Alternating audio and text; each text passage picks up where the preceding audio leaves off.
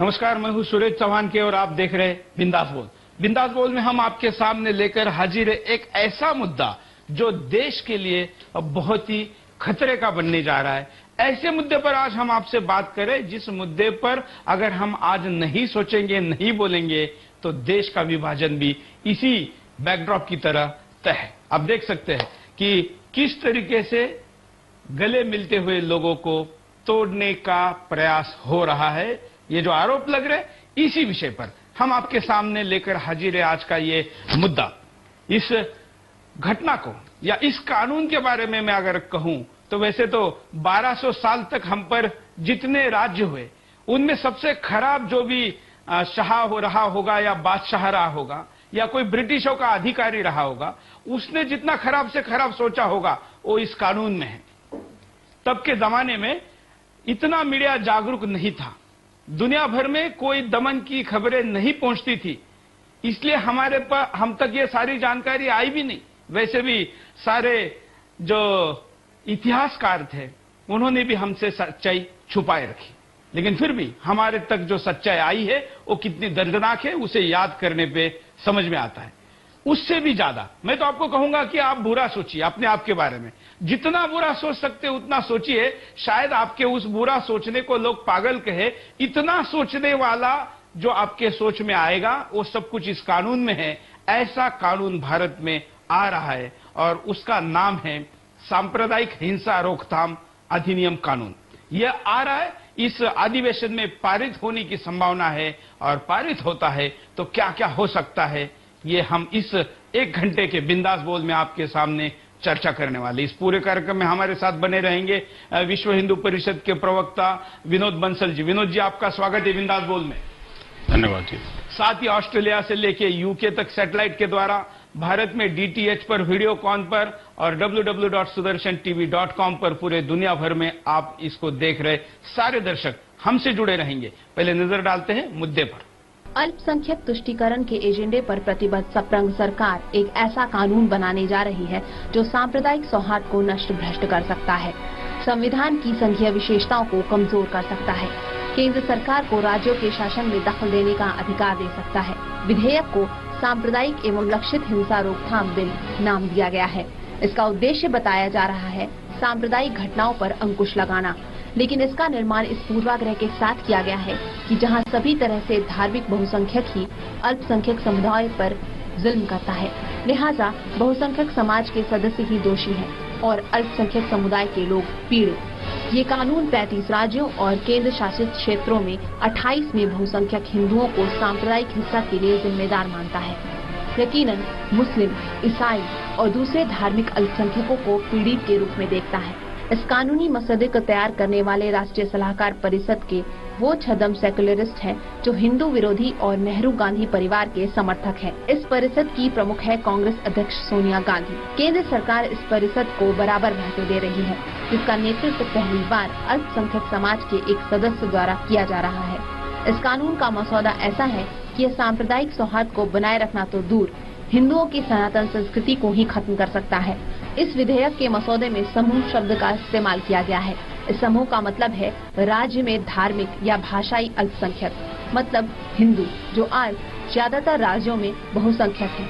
इस कानून के तहत समूह के दायरे में नहीं आएंगे, लिहाजा उन्हें इस कानून के तहत संरक्षण नहीं मिल सकेगा, भले ही वे मुस्लिम या ईसाई सांप्रदायिक घृणा और हिंसा के शिकार हों। अगर किसी सांप्रदायिक हिंसा में कोई अल्पसंख्यक बहुसंख्यक महिला के साथ बलात्कार करता है तो वो महिला अल्पसंख्यक समुदाय पर केस दायर नहीं कर सकती, जबकि अल्पसंख्यक महिला के साथ अगर ऐसा होता है तो उसे सभी कानूनी अधिकार प्राप्त हैं। जी हाँ, अगर कानून 2002 में लागू हुआ होता तो जिन 59 मासूम हिंदुओं को गोधरा स्टेशन पर साबरमती एक्सप्रेस में जलाकर मार दिया गया था तो उनकी हत्या में एफआईआर दर्ज हो पाती। लेकिन इस कानून के तहत गुजरात में हिंदू बहुसंख्यक हैं, लेकिन मुस्लिम गोधरा कांड के बाद हुए दंगे के लिए इस कानून के प्रावधानों का इस्तेमाल कर सकते थे। इसका सीधा अर्थ है कि सांप्रदायिक हिंसा का शिकार होने वाले हिंदुओं को अब इस देश में कोई न्याय नहीं मिलेगा। ये काफी कुछ पाकिस्तान जैसे इस्लामिक देश में लागू हिंदू विरोधी कानूनों की तरह है। मतलब भारत में अब हिंदू पाकिस्तानी हिंदुओं की तरह घुट-घुट कर जीवन जिएंगे। अगर अल्पसंख्यक समुदाय के किसी सदस्य को सांप्रदायिक हिंसा में शारीरिक, मानसिक, मनोवैज्ञानिक और आर्थिक क्षति पहुंचती हो या उसकी संपत्ति को नुकसान हुआ हो तो इसके लिए बहुसंख्यक समुदाय ही जिम्मेदार होगा। अगर किसी मुस्लिम या ईसाई का किसी सामान्य मुद्दे पर अपने हिंदू पड़ोसी से विवाद हो जाता है तो वह अल्पसंख्यक इस कानून का दुरुपयोग बड़ी आसानी से कर पाएगा। यदि वह ऐसा किसी कारण से न कर पाए तो उसके संबंधी ऐसा कर सकते हैं। इस पूरी कवायद का यह बुनियादी मकसद नजर आता है, वह है हिंदुओं को निशाना बनाना। लेकिन कहीं मुस्लिम और ईसाइयों को भी इसकी मार झेलनी पड़ सकती है, क्योंकि जहां हिंदू अल्पसंख्यक होंगे वहां हिंदू इस कानून का दुरुपयोग कर सकेंगे। लेकिन हिंदू केवल जम्मू कश्मीर में ही हिंदू अल्पसंख्यक है। विधेयक कहता है कि इसे पूरे भारत में लागू किया जाएगा, लेकिन जब देश के एकमात्र मुस्लिम बहुल राज्य जम्मू कश्मीर की बात आती है तो इसमें कहा गया है कि केंद्र सरकार जम्मू कश्मीर राज्य की सहमति से वहां लागू कर सकती है। लिहाजा ये कानून सांप्रदायिक भी है और एक समुदाय यानी हिंदुओं को निशाना बनाने वाला भी। अगर इस विधेयक के सूत्रधार अपने मंसूबे में सफल रहे तो भारत की एकता और अखंडता खतरे में पड़ जाएगी। ऐसा विधेयक वह व्यक्ति नहीं बना सकता जो लोकतांत्रिक और पंथ निरपेक्ष भारत से प्यार करता है। हमें इसकी जांच करनी चाहिए कि विधेयक का मूल मसौदा कहां से आया है। आज यही है बिंदास बोल का मुद्दा। आप इस पे दे सकते हैं अपनी बेखौफ राय। जो बातें सामने आई है उसको लेकर मुद्दे को हमने आपके सामने रखा है। आज ज्यादा जानकारी के लिए हम चलते हैं विनोद जी के पास। विनोद जी। देखिए, ये जो विधेयक क्या है, भारत की विधायी संपदा को नष्ट करने और जिसका नाम सांप्रदायिक हिंसा रोकथाम विधेयक रखा गया है, मेरे हिसाब से देश को सांप्रदायिक आग में झोंकने का यह मूल मंत्र है। इससे नाम तो इसका रोकथाम है, लेकिन इससे घृणा और मतभेद और ये सांप्रदायिकता, ये जो है बार बार जो इसके अंदर जो ना प्रसारित होगी। अब बात आती है, छोटी सी एक एग्जांपल मैं आपको देता हूं। आज हिंदुओं के साथ वो होने वाला है कि अगर किसी हिंदू संत ने मौन व्रत भी धारण कर रखा है और उस मौन व्रत के अंतर्गत शंख बजाना अलाउड है, अगर उस संत ने वो शंख बजाया, महीनों से वो मौन व्रती है, लेकिन शंख बजाते ही अगर किसी ने कंप्लेंट कर दी कि इस शंख से मेरी धार्मिक भावनाएं आहत हुई हैं और ये इसके ऊपर मुकदमा लगना चाहिए और इसको अंदर करना चाहिए, इस कानून के अंतर्गत वह अपराध माना जाएगा और वह संत ही नहीं, उस संत के साथ उस सेक्ट के और उस संप्रदाय के जितने भी लोग होंगे, चूंकि उसके अंदर एक समूह की परिभाषा में आते हैं, वो सारे के सारे अंदर हो जाएंगे। एक बात। दूसरी बात ये कि अंदर होने के बाद उस संत के पास ये अधिकार नहीं होगा कि वो अपना पूछ सके कारण कि आखिरकार किस अपराध के अंतर्गत मुझे अंदर किया गया है। दूसरा, अपराध की जो प्रोग्रेस रिपोर्ट है वह कंप्लेनेंट को तो बताई जाएगी, लेकिन उस संत को नहीं बताई जाएगी। मतलब क्या कि वह संत निरपराध होने के बावजूद भी वो अपराधी घोषित हो जाएगा, उसको जेल के अंदर ही सड़ना पड़ेगा और कोई जमानत का प्रावधान इसके अंदर नहीं है। इससे आपके पास दोबारा आते हैं, एक कॉलर हमारे साथ जुड़े हैं, उनसे बात करते हैं। जी जय हिंद। जय हिंद। सूरज जी, मैं कल की बात से आपके जो अल्फाज है वो मैं चाहूंगा कि पूरे हिंदुस्तान के जो 20% मुसलमान है उनका दिल दुखा है। कैसे कि आपने कहा कि जो आतंकवादी है, आतंकवादियों को रिटर्न लाया जा रहा है। मैं तो पहले से आतंकवाद के खिलाफ हूँ, चाहे वो हिंदू हो चाहे मुसलमान हो। हाँ। आपने कल ये वर्ड वापरा है, ये बात की है, आपने स्वामी जी सुन रहे होंगे तो मैं उससे कहूँगा कि आप उनकी बात पे गौर करें। हाँ। आपने कहा कि जो लोगों को पाकिस्तान से लाया जा रहा है उनको मकान, उनको 1.5 लाख रुपए पेज दिया जा रहा है। हाँ। और लड़की के बात छोड़ो, हाँ। ऐसे धार्मिक की लोगों को ऐसी कई शादियां करने की आजादी है। हाँ। ये वर्ड है जो है ये मुसलमानों को सोच पसंदने वाला लफ्ज है। आपसे अपील करता हूँ कि आप ये अल्फाज आपके वापस ले। और रही कानून की बात, जो सांप्रदायिक कानून बन रहा है ये पूरे हिंदुस्तान के लिए बन रहा हो या चाहे एक समिति के लिए नहीं बन रहा है, सभी के लिए बन रहा होगा, है ना। तो मैं हिंदू संगठन में जितने भी है इसका विरोध क्यों कर रहे हैं? इस कानून का आप समर्थन करते हैं? आपने पूरा सुना नहीं इस कानून को? आपने इस कानून का जो प्रावधान अभी आप वर्णित किया था उसमें आपने देखा होगा कि देश का एकमात्र राज्य ऐसा है जो कि हिंदू जहां पर अल्पसंख्यक हैं वो है जम्मू कश्मीर, और वहां पर उनके अल्पसंख्यकों के अधिकारों की रक्षा के लिए कानून लागू नहीं होगा, देश के अन्य भागों में लागू होगा। आप समझ लीजिए कि कानून किसके लिए बन रहा है, क्यों बन रहा है, किस मानसिकता के साथ बन रहा है। आपको ये समझना पड़ेगा। आप ये कह रहे हैं ना पूरे देश के अंदर लागू होगा, पूरे देश के अंदर लागू नहीं हो रहा है। ये सिर्फ वहीं लागू हो रहा है जहां पर कि हिंदू बहुसंख्यक है। हिंदुओं को प्रताड़ित करने, उनको पीड़ित करने, उनको मानसिक वेदनाओं में ग्रसित करने और हिंदू संगठनों को लांछित करने के लिए, उनके धर्म के ऊपर आघात करने के लिए जाने माने षड्यंत्र का हिस्सा है। आप बताइए। गुजरात में मुसलमान अल्पसंख्यक थे, गुजरात में मुसलमानों के साथ इतना अत्याचार हुआ तो आप लोग बताइए साबिर भाई, आगे क्यों नहीं आया है? साबिर भाई मुझे आप ये बताइए कि आप ये चाहते हैं कि ये कानून जम्मू कश्मीर में लागू हो? अगर सच्चाई के लिए कानून होगा तो मैं उसके लिए सपोर्ट। अगर वो नहीं, आप ये चाहते हैं कि ये कानून जम्मू कश्मीर में लागू हो? जम्मू कश्मीर में नहीं, अगर जहाँ सांप्रदायिक होते चाहे कोई आज का हो, पूरे भारत में लागू हो, पूरे भारत में लागू हो, ऐसा आप चाहेंगे? अगर इसमें सच्चाई है, इस कानून में अगर सभी को अगर फायदा होता है, सभी नागरिक सुरक्षित रहते हैं तो मैं इसका सपोर्ट करूंगा। अगर इससे अगर तकलीफ होती है हर जम्मू कश्मीर में भी ये कानून लागू होना चाहिए, ऐसा हमारे कॉलर का कहना है। और आप भी इस बात को रख सकते हैं, किसी जाति धर्म पंथ के खिलाफ हम कभी ना सोचते हैं, ना सोचेंगे, ना आगे भी ऐसा हमारे से होगा। बात जब राष्ट्र की हो तो धर्म तो क्या, भगवान भी हमारे लिए मायने नहीं रखता, क्योंकि अगर ये देश ही नहीं रहेगा तो भगवान का नाम लेने वाला दुनिया में कोई नहीं रहेगा। आइए अगले कॉलर के पास चलते हैं। हेलो। की सबसे बड़ी खराबी ये है कि इसमें समूह शब्द का अर्थ अल्पसंख्यक माना गया है, न कि बहुसंख्यक, और केवल ऐसे अपराध इसकी परिधि में आते हैं जो अल्पसंख्यक समूह के विरुद्ध हों। बहुसंख्यक लोग समूह की परिधि में नहीं आते, तथा उनके विरुद्ध घृणा फैलाना, हिंसा करना या यौन उत्पीड़न के मामले इसकी परिधि में नहीं आते।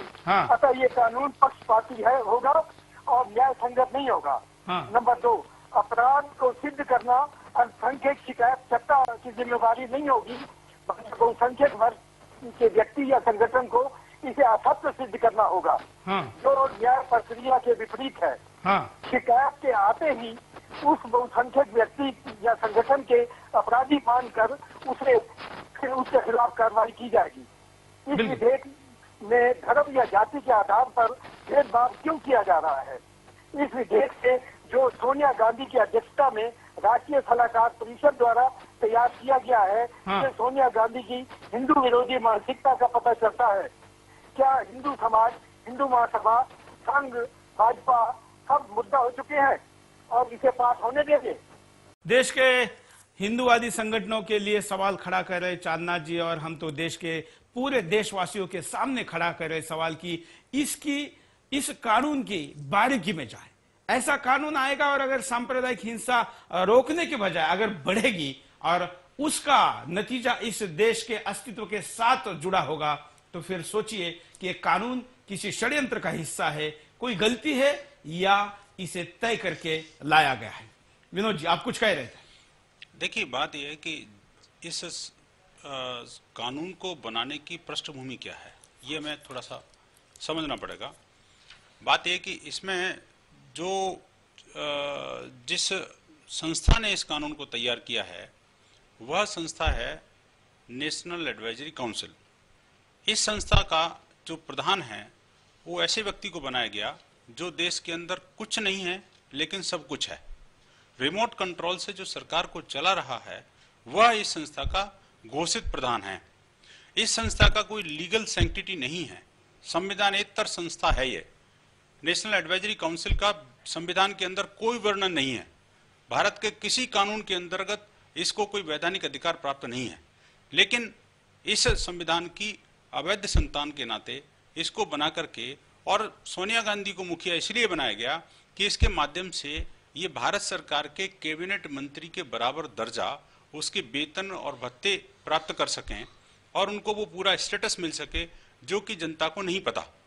जनता चाहती है कि ये तो बहुत बड़ी वो महात्मा हैं और इन्होंने तो बड़ा त्याग किया है। चलिए विनोद जी, वो देश जानता है कि सोनिया गांधी क्या है और उनको क्या किया जा रहा है। हाँ, हम कानून पे फोकस करें। हाँ, हम बात कर रहे हैं कि देखिए कानून की जहां तक बात है, इस कानून से कितनी डिस्पैरिटी क्रिएट होंगी इस बात को समझना बहुत जरूरी है।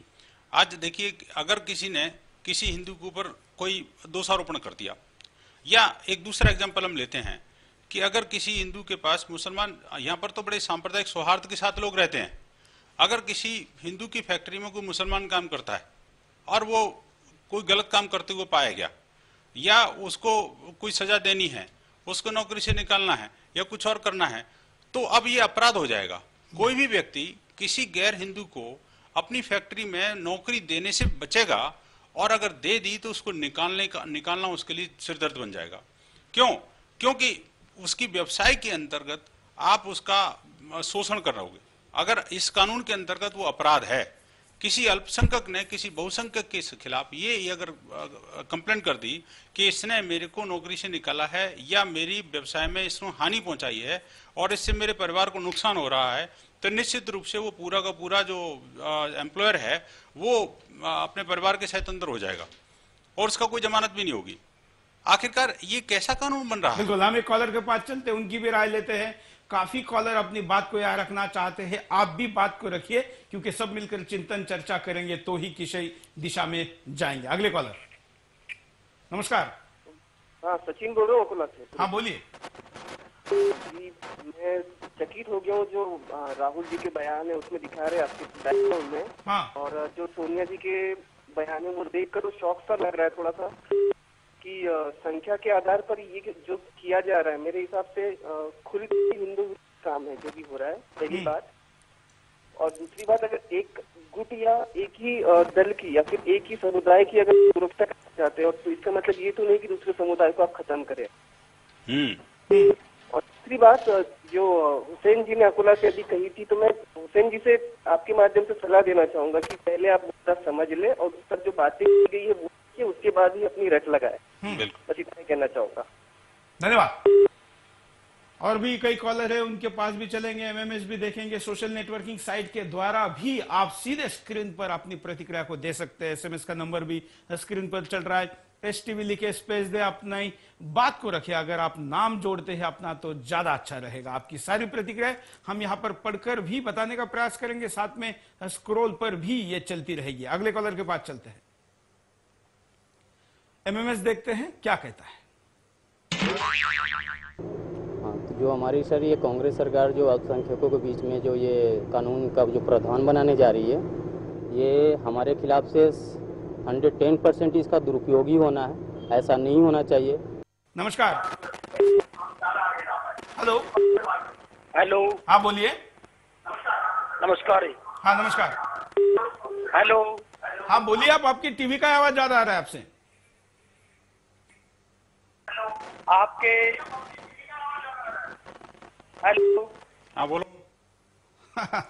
आप हेलो हेलो करते रहेंगे या कुछ बोलेंगे भी? सुदर्शन न्यूज के माध्यम से हाँ मैं ये बात जनता के सामने रखना चाहूंगा कि ये जो कार्य है, ये कानून बनाना जा रहे हैं, हाँ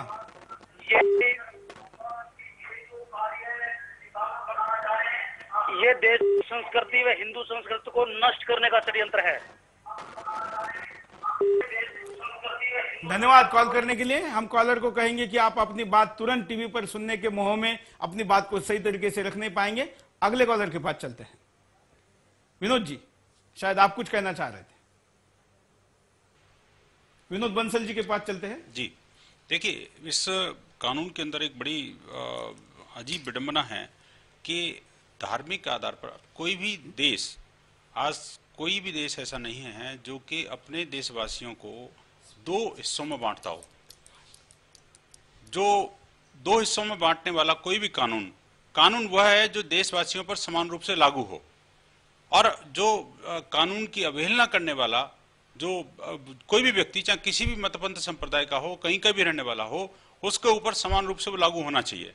अन्यथा तो दोनों के बीच में व्यवधान उपस्थित होगा। अभी आप देखिए कि अभी जो है इसमें एक बड़ा विडंबना की बात है, अगर किसी मुस्लिम युवती के साथ कोई व्यभिचार हो जाता है, यह कानून कहता है कि वह अपराधी है जिसने भी यह व्यभिचार किया। लेकिन अगर किसी हिंदू महिला के साथ कोई इस तरह का कांड होता है तो कोई मुसलमान युवक वो अपराधी नहीं है। आखिरकार ये क्या कानून हुआ? ये वो कोई कानून की परिभाषा है? एक जबकि सर्वविदित है कि किसके साथ क्या होता है। जो गलत है, दुराचार है, वो दुराचारी है जिसने भी दुराचार किया है। इसके लिए उसको धर्म से जोड़ना, किसी भाषा, मत, पंथ, संप्रदाय से जोड़ना, इस देश के अंदर विभाजन की एक और नींव रखने के अलावा और क्या हो सकता है? आखिरकार 1947 में देश क्यों विभाजित हुआ? ऐसी क्या परिस्थितियां थी जो पाकिस्तान अलग बन गया? ऐसी क्या परिस्थिति थी बांग्लादेश हमसे अलग हो गया? ये सारा कुछ एक होने के बावजूद भी, इतना संघर्ष होने के बावजूद भी देश के बंटवारे हो गए। क्यों? क्योंकि सांप्रदायिक शक्तियों ने अपना राग अलापना शुरू किया था और वो 1947 में जाकर के एक विखंडन की नींव रखी। बिल्कुल, लेकिन विनोद जी, यहाँ पर किसी भी बड़े मुस्लिम संगठन ने ऐसी किसी कानून की मांग नहीं की है। नहीं, कानून की मांग नहीं की। हाँ। लेकिन इस देश के राजनेता तो उन तथाकथित वोट बैंक के भूखे एकदम भेड़िए की तरह है ना। उनको तो लग रहा है कि एक विशेष संप्रदाय को खुश करके ऐसे कानून बना करके बहुसंख्यक समुदाय चाहे भाड़ में जाए, लेकिन अल्पसंख्यक समुदाय खुश होगा। मुस्लिम अपीजमेंट की पॉलिसी इस देश के लिए शुरू से ही इस कांग्रेस ने एक विभाजन की नींव रखी हुई है और यह जो है आगे आने वाले समय में बहुत भयंकर रूप धारण बिल्कुल, हम इसके परिणाम उपायों की तरफ भी जाएंगे। शबनम सैयद पूना से SMS करके कहती है कि जो कानून मैं नहीं चाहती वो मेरे नाम पर लाने वाली सरकार कौन होती है। सैयद शबनम पूना से SMS करके कह रही है। आप भी अपनी बात को रख सकते। एक कॉलर के पास चलते हैं। नमस्कार। हेलो। हाँ सर, राजीव बात कर रहा हूँ मुंबई से। हाँ बोलिए। हाँ सर, ऐसा है कि मैं आपके थ्रू, आपके चैनल के माध्यम से सोनिया जी से पूछना चाहूंगा कि ये सांप्रदायिक कानून बनाने की वजह हम लोग आतंकवाद कानून क्यों नहीं बना रहे? और कसाब में हम लोग इतने डॉलर, इतने पैसे खर्च कर रहे हैं उसको सेफ देने के लिए, जिसने 26/11 हमले को अंजाम दिया है। तो क्या सोनिया जी को वो चीजें दिखाई नहीं देती है और उन चीजों के प्रति उनके लिए कोई भी ऐसा रोकथाम करने की तैयारी नहीं करती है? इंटरनल मुद्दे जो हैं, और जहाँ तक सांप्रदायिक की बात है, हमारे देश में कहीं भी ऐसा बंटवारा नहीं किया गया हिंदू मुस्लिम सिख ईसाई। अगर हमारे यहाँ के एक जजमेंट भी आता है वो भी इसी को देख के आता है कि हमारे यहाँ सभी पक्ष के लोग हैं, उनके साथ बराबर का बंटवारा होना चाहिए और बराबर की चीजें ऐसी बात की नहीं कि इसके आगे कोई प्रॉब्लम ना हो। लेकिन सोनिया जी ऐसे अगर कानून बना रही है तो पूरे देश का बंटवारा करिए, फिर दूसरा पाकिस्तान खड़ा करने की तैयारी हो रही है। राजीव जी, आप तो क्या ऐसा, मैं आपको आगे से यही पूछना चाहूंगा कि कहीं से, और बोलना नहीं चाहूंगा, कहीं से कहीं तक ये बिल्कुल सही नहीं है और ये हर जगह से गलत है, तो ये बिल्कुल नहीं होना चाहिए। देखिए राजीव जी, एक बात मैं आपको बता दूं, राजीव जी ने जो बात करी बड़ी इंपॉर्टेंट रखी है कि कसाब के साथ और अफजल गुरु के साथ में वो सब काम नहीं हो रहे अब तो। लेकिन ये कानून राजीव जी वो बनने जा रहा है कि आप आगे से जो बात अभी कहने जा रहे हो ना कि कसाब और अफजल गुरु को फांसी की सजा होनी चाहिए, ये मांग भी नहीं कर पाओगे अब अगर आपने ये मांग कर ली कि अफजल को फांसी होनी चाहिए, कसाब को जेल की दीवारों से बाहर निकाल के उसको शूट आउट कर देना चाहिए, अगर आपने ये बात कह भी दिया ना, तो इस कानून के अंतर्गत आप अपराधी हैं और आपको वो सजा दी जाएगी जो कि उस कसाब को कभी नहीं मिलेगी और जो अफजल गुरु को कभी जिंदगी में मिलने ही वाली नहीं है। जब तक ये कांग्रेस जिंदा है, सोनिया जी इसकी रिमोट कंट्रोलर हैं, तब तक इस देश के अंदर आतंकवाद से आपको जूझना पड़ेगा और अगर ये कानून पास हो गया तो समझ लीजिए कि आपका जीना भी दूभर हो जाएगा। एक कॉलर के पास चलते हैं, अपनी बात रखना चाहते हैं, देखते क्या कहते हैं। नमस्कार। नमस्ते जी। हाँ बोलिए। मैं राम बोल रहा हूँ सर, चेन्नई से। हाँ। मैं बोल रहा हूँ जो हम तो हिंदू मुस्लिम सिख ईसाई एक 5 आंगली की तरह है, हमारी अगर एक आंगली करती तो दर्द होती है। और जो ये हमारे जो नेता लोग है ना, ये संप्रदाय भी कहते हैं, उनको दूसरा कुछ काम नहीं, अच्छा काम करने की इनकी नीयत नहीं है।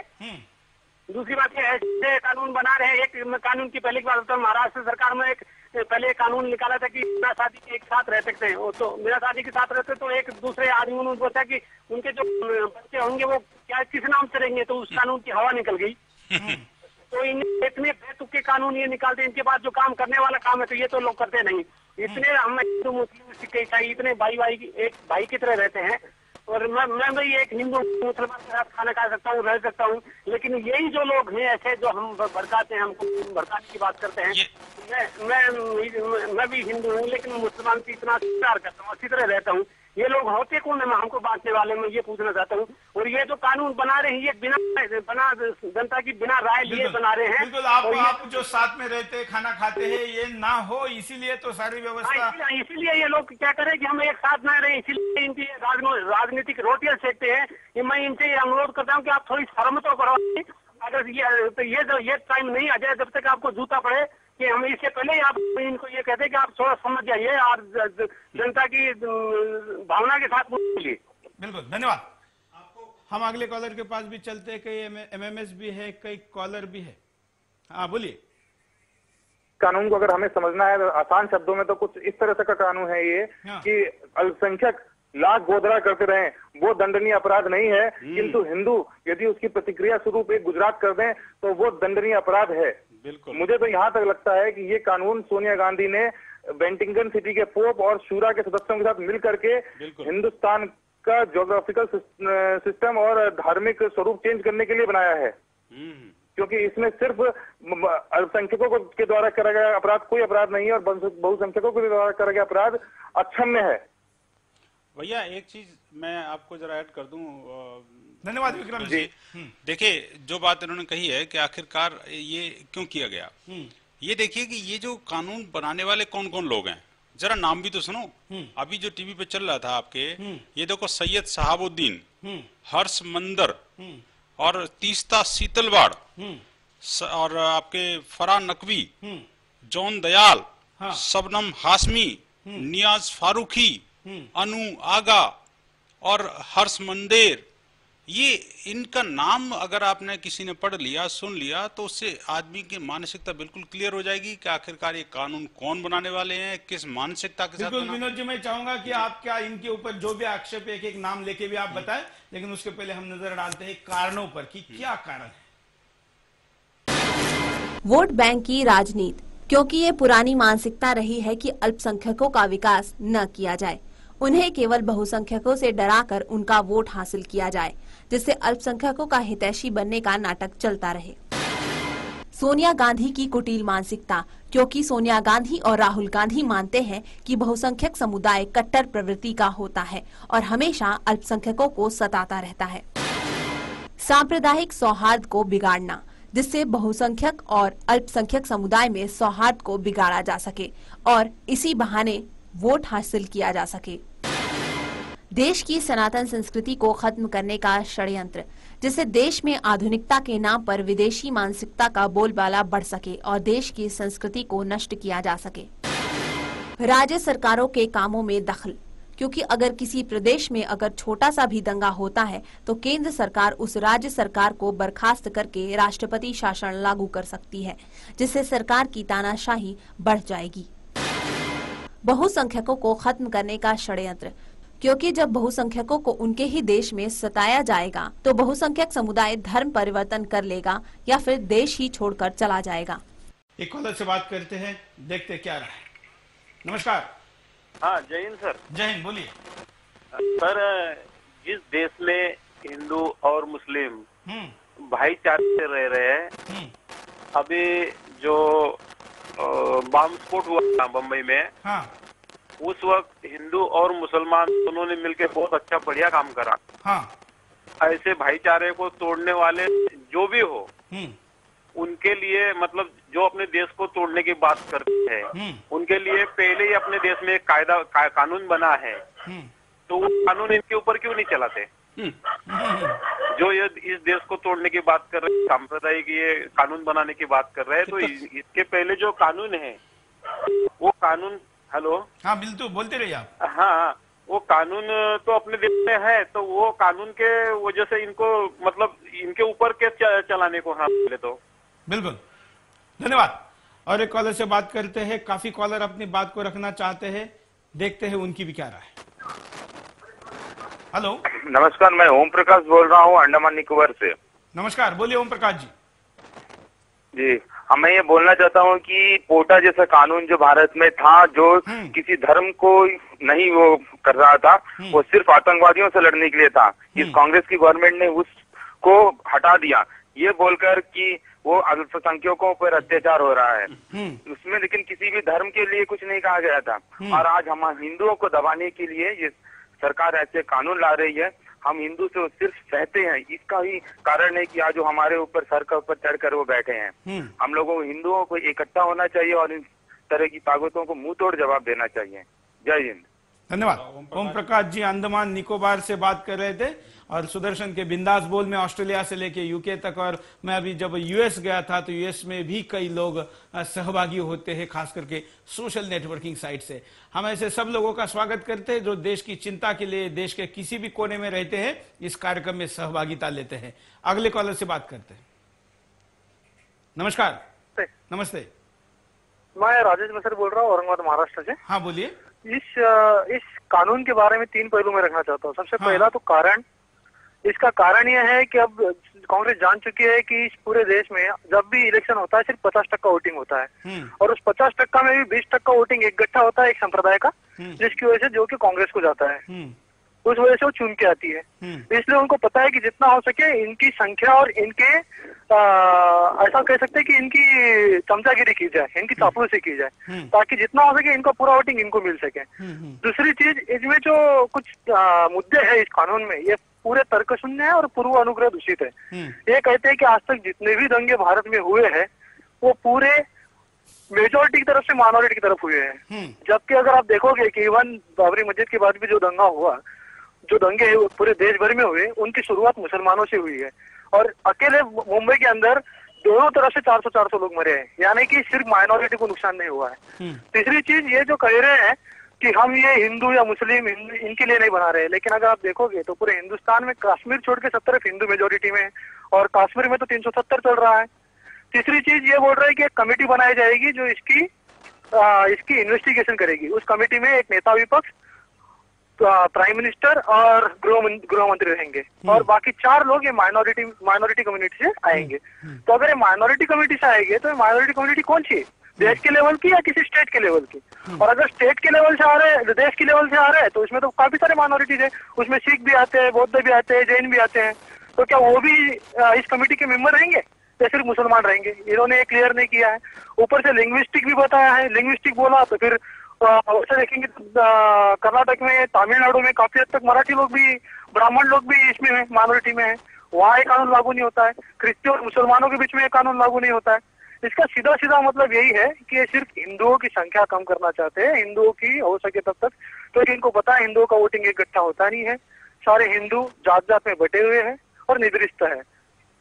और इसका अगर उपाय है तो एक ही उपाय है कि देश की जो 70% जनता है जो कि हिंदू है, इनको इकट्ठा वोटिंग करना शुरू करना पड़ेगा। इनको लोकशाही की प्रणाली में मतदान का जो इम्पोर्टेंस है, जो महत्व है, ये समझना पड़ेगा। धन्यवाद राजू बशीर जी। बात कर रहे थे महाराष्ट्र से, और भी कई कॉलर, कई एसएमएस, कई एमएमएस आए हैं। नजर डालते एक एमएमएस देखते हैं क्या कहता है। इस कानून के आने से ये होगा कि हिंदू मुसलमान के बीच जो प्यार है, आपसी प्यार है, उसमें दरार पड़ सकती है। और वैसे भी किसी नए कानून लाने की कोई ज़रूरत नहीं है। हमारे पास काफ़ी प्रभावी कानून है हमारे संविधान में, हमारे हर जगह कानून व्यवस्था में बहुत से कानून है। बस मेन बात है कि उन कानून को सही तरह से लागू किया जाए, कानून व्यवस्था को सुधारा जाए। एक कॉलर के पास चलते हैं। नमस्कार। नमस्कार जी। हाँ सर, मैं ये कहना चाह रहा हूँ, जो अल्पसंख्यक, ये जो मुस्लिम को तो पक्ष देंगे ये सोनिया गांधी, क्योंकि ये फिरोज गांधी की देन है। जो राजीव गांधी था उसके फादर फिरोज गांधी थे। तो ये कौन हुए? हेलो, हाँ बोलिए बोलिए। तो जो फिरोज गांधी है उनकी वाइफ सोनिया गांधी हो गई है, राहुल गांधी उनका पुत्र हो गया। तो मुस्लिम तो खुद ही है, ये पक्ष तो लेंगे उनका ये, और हिंदुओं का पक्ष क्यों लेंगे आप बताइए? बिल्कुल ठीक बात कही आपने। जो भी पक्ष लेंगे मुस्लिमों का, हिंदुओं का पक्ष नहीं, क्योंकि हिंदुओं का मतलब ही नहीं है ना। बीज वही है ना, उस बीज का हम व्यक्तिगत इस विषय की टिप्पणी नहीं चाहेंगे। धन्यवाद आपका कॉल करने के लिए। हम अगले कॉलर के पास चलते हैं, देखते हैं उनकी क्या प्रतिक्रिया। हाँ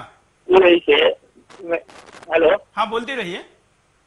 हाँ, मैं ईवीआई से बोल रहा हूँ सर। मेरा नाम संजय सिंह है। हाँ, मैं अभी बोलिए बोलिए। आपका बिना सवाल उसमें, हाँ बोलिए, करना चाहता हूँ। बोलिए ना।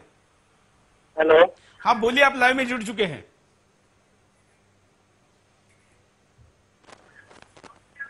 हेलो हेलो सर, मैं दुबई से रणधर सिंह बोल रहा हूँ। हाँ, वो जो सांप्रदायिक हिंसा फैलाना कांग्रेस पार्टी की मूल नीति है, वो तो इसकी जड़ में समाई हुई है और यहाँ होने के जमाने से आ रहा है।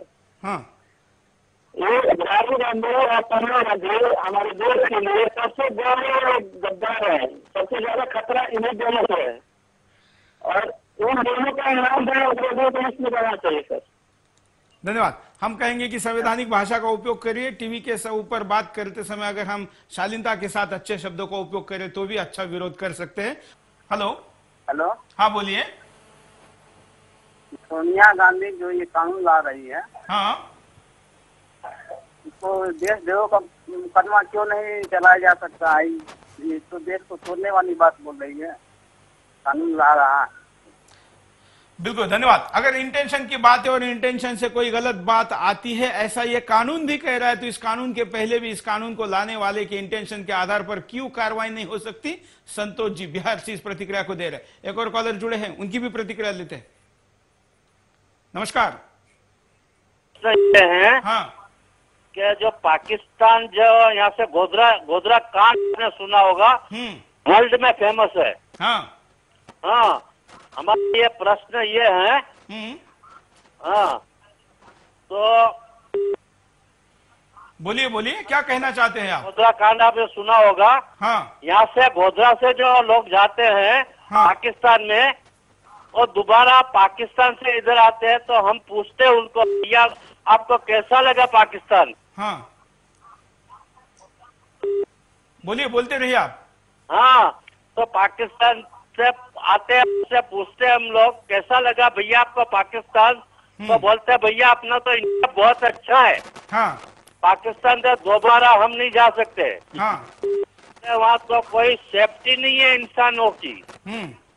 हम बिंदास बोल में नजर डालते हैं परिणामों पे।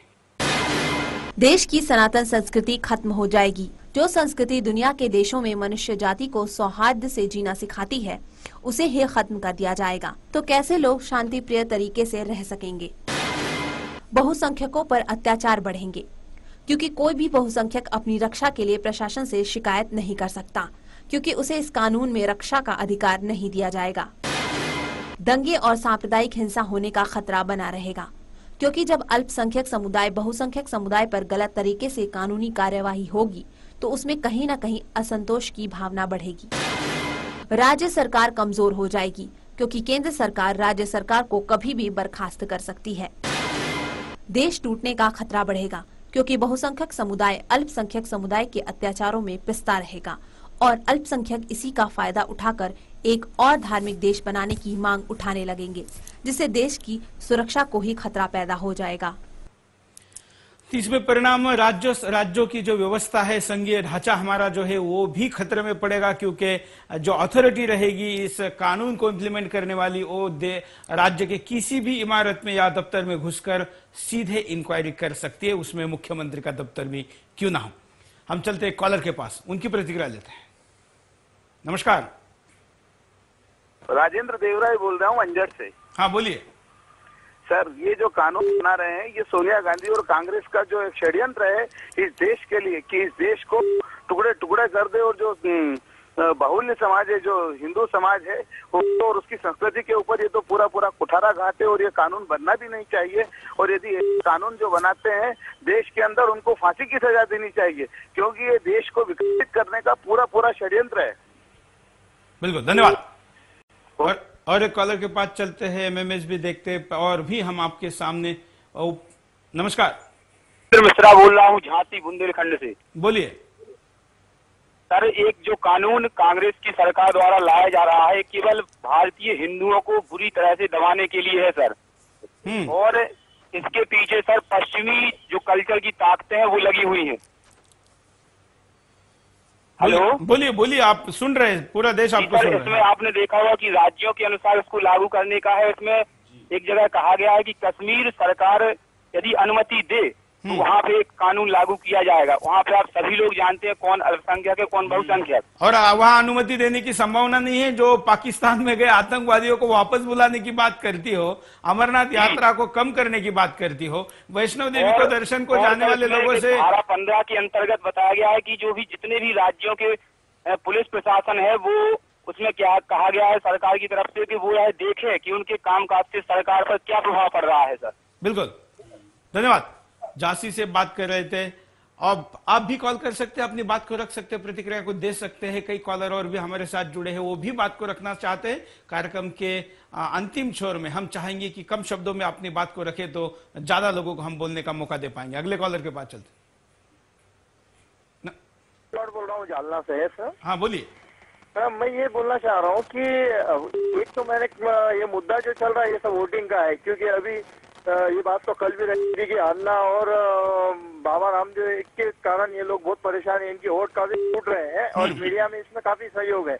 लेकिन दूसरी बात मैं ये कहना चाह रहा हूँ, जो कानून बनना है या बन जाएगा या बनने वाला है, तो इसके लिए जो हमारे स्टूडियो में बैठे हैं हिंदू परिषद के, मैं इनसे पूछना चाहता हूँ कि फिर आप लोग तो काफी पावर है आप में भी, आप शक्ति है, तो आप कब विरोध करेंगे? आप है, बीजेपी है, बजरंग दल है, या जो भी हिंदू जो लोग हैं जो देश का हित चाहते हैं, हिंदुओं का हित चाहते हैं, तो आप लोग कब रोड पे उतरेंगे? क्योंकि सुदर्शन चैनल के द्वारा जो लोगों को पता चल रहा है ये चीज का, ये तो बहुत कम लोगों को पता चल रहा है। ये तो हर घर में ये चीज की जानकारी जानी चाहिए, क्योंकि हम लोग जो टीवी देखते हैं तो उससे ऐसे प्रोग्राम देखते हैं जिसका कोई मायने नहीं है। सीरियल, सास बहू के सीरियलों में हमारी महिलाएं गुंग होती है और लोग जो है पुरुष वर्ग है वो व्यापार और पैसे के पीछे दौड़ रहे हैं। तो ये जो चीजें खतरनाक है हमारे देश के लिए, हमारे समाज के लिए, हमारे हिंदुओं के लिए, तो ये आप लोग हर घर तक कैसे पहुंचाएंगे? क्योंकि ये लोग विश्व हिंदू परिषद वाले हैं या बीजेपी वाले हैं, इन लोगों का ये काम है कि इसको जल्दी से जल्दी जगाना चाहिए। आप लोग इसका विरोध क्यों नहीं कर रहे हैं? बिल्कुल, बहुत बढ़िया। बिल्कुल विनोद जी, आपके लिए बहुत बड़ा सवाल है और देश का पूरा समाज जानना चाहता है कि वीएचपी इतनी शांत क्यों है। प्रवीण तोगड़िया जी कहाँ हैं? नहीं, ऐसा नहीं है, वीएचपी शांत नहीं है। हाँ। विश्व हिंदू परिषद ने सबसे पहले प्रस्ताव पारित किया था 2 जुलाई को, और वहां पर हमारी केंद्रीय मार्गदर्शक मंडल की बैठक, केंद्रीय प्रबंध समिति की बैठक में संतों ने क्लियर कर निर्णय दिया था कि सरकार या तो इस बिल को वापस ले, नहीं तो हम आंदोलन के लिए मजबूर होंगे। और आपको ध्यान दिला दूं, अभी पिछले महीने के अंतर्गत हमने 29, 30, 31 जुलाई को देश के सभी जिला मुख्यालयों पर विराट प्रदर्शन किए हैं, और हर जिला मुख्यालय पर हमारे कार्यकर्ताओं ने राष्ट्रपति को संबोधित करते हुए ज्ञापन दिए हैं। नहीं, लेकिन विनोद जी मैं कहना चाहूंगा कि आप ये जो बात करते हैं विराट की, आप अपना जो दावा करते हैं कि पूरे हिंदू समाज का आप प्रतिनिधित्व करते हैं, उस मात्रा में लोग कहाँ इसमें सम्मिलित होते हैं? नहीं, देखिए ये तो यही तो बात है, ये हमारे समाज, पूरा समाज हमारे साथ है, लेकिन वो कुछ सोया हुआ है, कुछ जागने वाला है।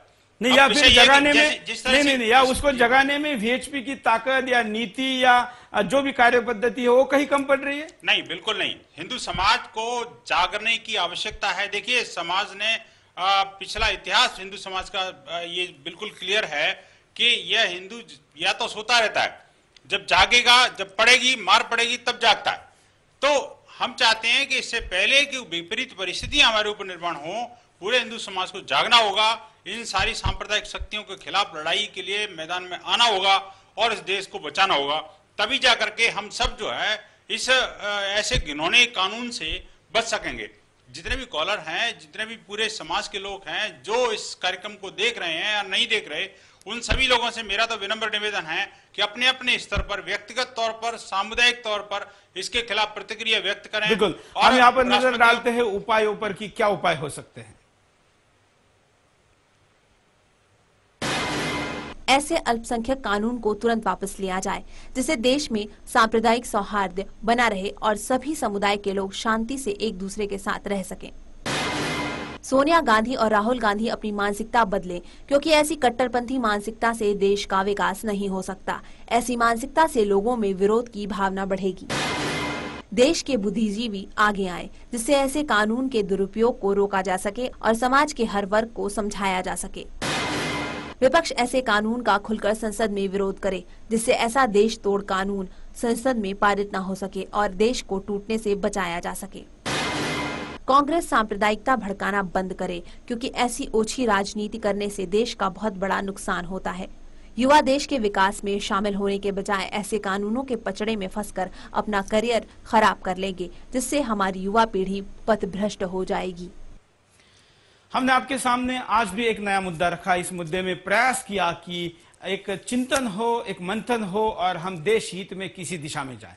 इस कार्यक्रम का ये उद्देश्य बिल्कुल नहीं है कि हम किसी एक समाज के पक्ष में और किसी एक समाज के विरोध में बात करें, लेकिन जब किसी विश्लेषण पर बैठते हैं तो उसके वास्तविक चर्चा में कहीं ना कहीं आपको स्पष्टता रखनी पड़ती है और उस स्पष्टता में किसी को यह संदेह होने की संभावना है कि हम किसी एक का विरोध करें, लेकिन ऐसा नहीं है। सुदर्शन टीवी के लिए हमेशा ही केवल चैनल नहीं, देश नंबर 1 बनाना है, यह मिशन रहा है और राष्ट्र सर्वप्रथम के दृष्टिकोण से ही हम अपने कार्यक्रम को आपके सामने लाते हैं। हमारा यही प्रयास आज भी रहा। आपने भी बढ़ चढ़कर हिस्सा लिया, हम आपका भी आभार व्यक्त करते हैं। विनोद जी, आप भी कार्यक्रम में आए, आपने समय निकाला, आपका भी हम आभार व्यक्त करते हैं। और इस आज के कार्यक्रम को, इस पूरे कार्यक्रम का अंतिम जो संदेश है वो एक नाना पाटेकर के फिल्म से आप देखिए तो मुझे लगता है आज के कार्यक्रम में 4 चांद लग जाएंगे। जय हिंद। देखिए यह संदेश। फिर आज ये हिंदू, ये मुसलमान, ये हिंदू मुसलमान कहां से आकर खड़ा हो गया? अरे तुम लोग समझते क्यों नहीं? जिन लोगों ने हमारी बस्ती में आग लगाई है वो ना हिंदू थे ना मुसलमान, चंद गद्दार नेताओं के खरीदे हुए गुंडे थे वो। हर नेता तो सिर्फ यही चाहते हैं कि धर्म के नाम पर हमारे दिलों में नफरत पैदा हो जाए, हम एक दूसरे को काटे, मारे, खून बहा दे और वो बैठे बैठे तमाशा देखे। हम ऐसा नहीं होने देंगे। बंद कर अपना ये लेक्चर। असलियत जानना चाहती है तू तो चल मेरे साथ। इधर आ, ये देख, ये है असलियत। ये मेरे मासूम बच्चे हैं। पूछ इनसे किसने मारा मेरी बीवी को, किसने मारा इनकी माँ को। इनसे पूछ। बोल बेटा बोल, किसने मारा तुम्हारी माँ को? बोलो।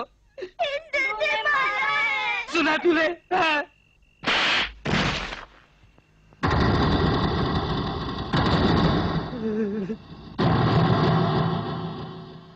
एक बात बता मेरे को, इन मासूमों को हिंदू और मुसलमान के बारे में किसने बताया? तूने? जो अपना नाम नहीं बता सकते उनको अपनी माँ के कातिल और धर्म के बारे में किसने बताया? तूने? देख इस्माइल, इन मासूमों के दिल में इस बचपन से तू दुश्मनी का बीज बो रहा है। इधर आ, असलियत जानना चाहता है ना? इधर आ। कौन है? कल्याण जी। कल्याण जी भाई हिंदू है ये कौन है? ये कौन है? गंगा भाभी। गंगा भाभी। तुम्हारे बच्चे को कौन पाल रहा है? गंगा भाभी। गंगा भाभी ये हिंदू थे, इनको काय को नहीं काटा? हाँ, इधर आ, असलियत बताता हूं तुझे।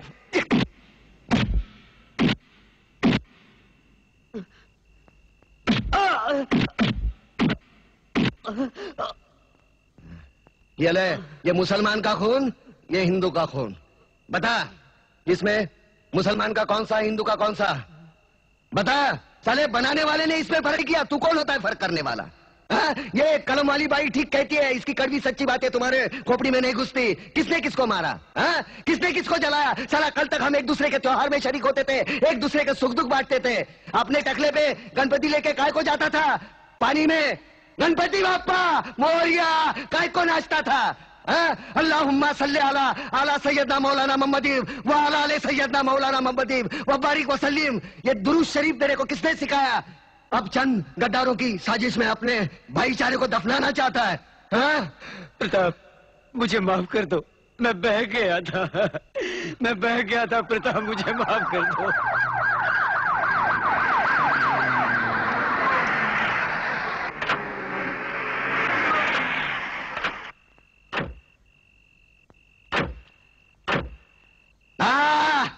वाह, ये आए हमदर्दी जताने, साथ में टीवी वाले, प्रेस वाले, ताकि कल के अखबार में इनकी तस्वीर पहले पन्ने पे छपी हो। दो बूंद खून का दान करेंगे और अखबार में ऐसा हंगामा मचवाएंगे जैसे गरीबों के लिए इन्होंने अपने खून की नदियां बहाई हो। सारे कुर्सी के लिए अपने बहन बेटी को बेचने वाले जल्लाद लोग है ये। कुछ सब ठीक है। तुम्हारे नापाक कदम आगे मत बढ़ाओ, तोड़कर तुम्हारे गले में पहना देंगे। आज तुमने राम और अल्लाह को मारने की कोशिश की है, लेकिन एक बात ध्यान में रखना, हम भले ही ऊपर वाले को अलग अलग नाम से पुकारते हैं, लेकिन हमारा धर्म एक है, मजहब एक है, इंसानियत।